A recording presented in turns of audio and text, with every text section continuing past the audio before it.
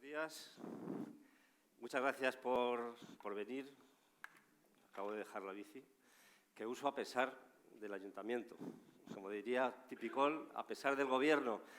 Buenos días. Estamos aquí sobre todo, gracias a los socios y lectores del diario.es.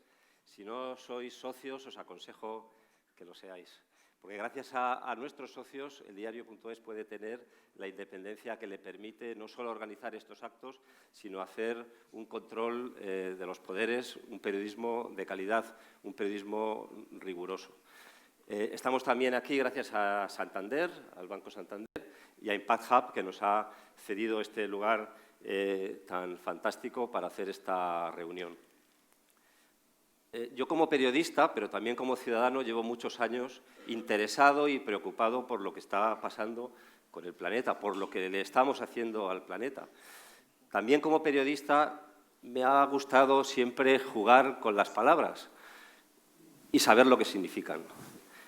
Claro, llevamos más de 30 años hablando de cambio. Cambio es permutar una cosa por otra. Cambio no tiene un sentido negativo. A veces cambiamos para mejor, es más, llevamos toda la vida intentando cambiar para mejor, cambiamos nuestra casa, cambiamos nuestro coche, cambiamos nuestros amigos o nuestras parejas, esperando ir siempre a mejor.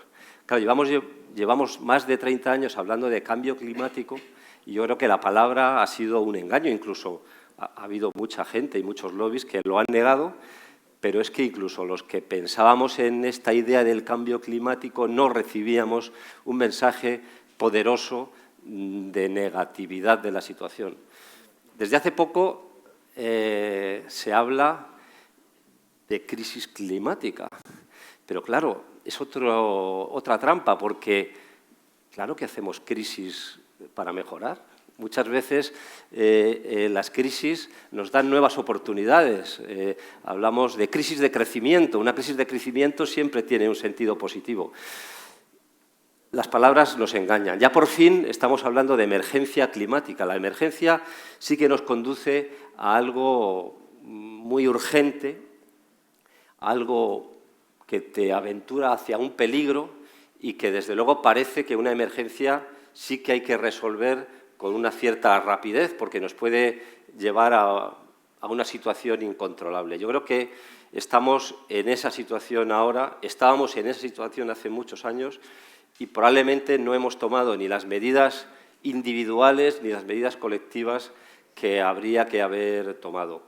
Muchos piensan que ya es tarde. En todo caso, yo creo que ese no es un argumento para no tomarlas. Os dejo ahora con Bill McKibben, que lleva más de 30 años hablando de estos temas, que le habría gustado estar aquí, pero no ha podido venir. Pero yo creo que en este vídeo nos va a dar algunas pistas de lo que se va a hablar hoy. Ya sé que casi todos los que estáis aquí estáis muy convencidos, muy informados, pero espero que los invitados muy cualificados que van a venir a estas mesas os aporten información novedosa, pero sobre todo también pensar que esto se está retransmitiendo por streaming y lo están pudiendo ver muchos lectores del diario.es que seguramente sí que van a valorar no solo las intervenciones de los que van a estar en las mesas, sino vuestras preguntas y vuestras intervenciones. Muchas gracias por venir.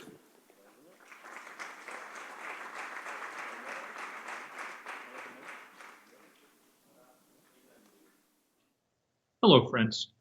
My name is Bill McKibben, and I'm so happy to get to be in touch with you at the beginning of this event.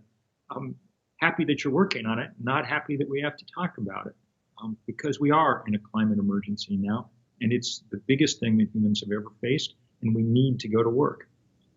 I wrote the first book for a non-scientific audience about climate change. It came out this month 30 years ago, 1989. That's when scientists gave us the warning about climate change. And it's not that we've entirely wasted the 30 years since. Certainly there are great examples around Spain of the way that people have turned to renewable energy and things. But we've mostly wasted those 30 years. We have not come together as a world with the kind of urgency and speed that the situation requires. And so now we're in a hole, a deep hole. I know that you know all this, and I don't want to just sit here giving you a parade of sad things to think about, but it is always worth remembering the scale of this change. If you looked at the planet from outer space 30 years ago, it would look completely different than it does today.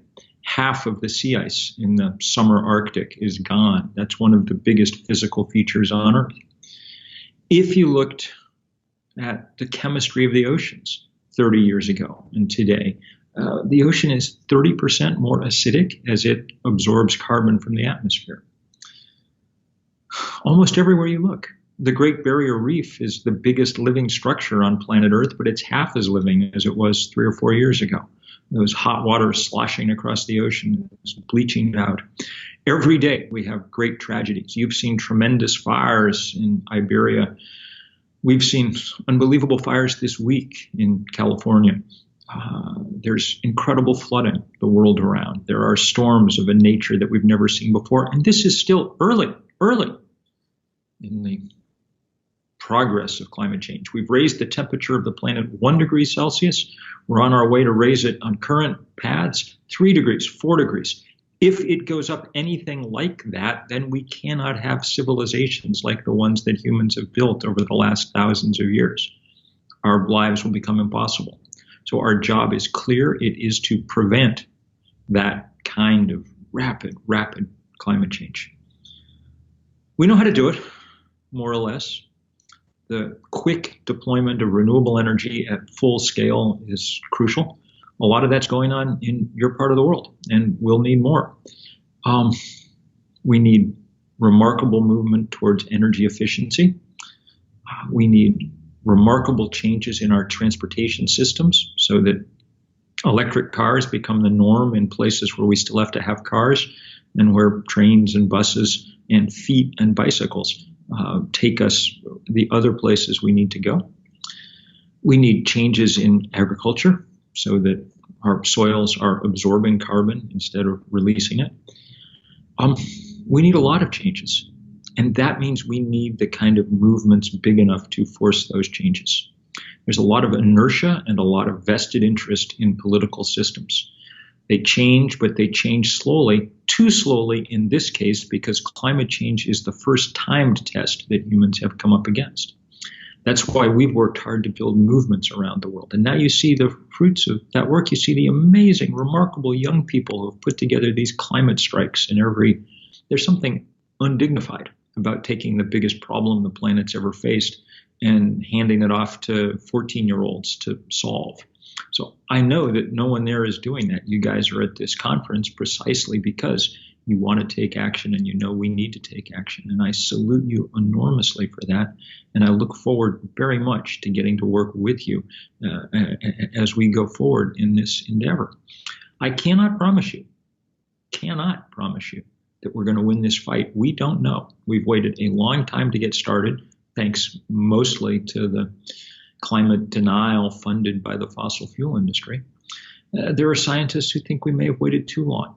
The best science indicates we have a very narrow window and one that is closing fast to get where we need to go. The planet is outside its comfort zone. We need to be outside our comfort zones and working with everything we've got. Thank you for being part of that fight.